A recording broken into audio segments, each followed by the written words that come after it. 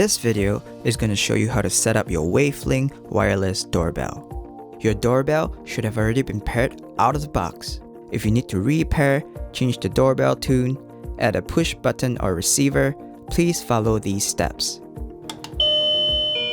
First, press the tunes button on the receiver to select desired tune. There are 52 ringtones to choose from.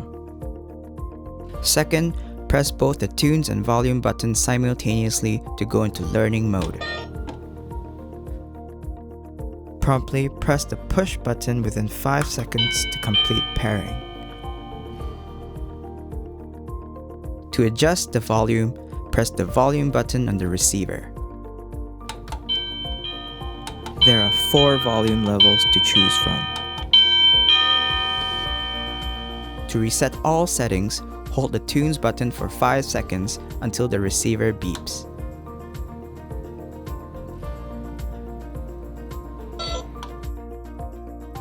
The receiver should not ring when you press the push button.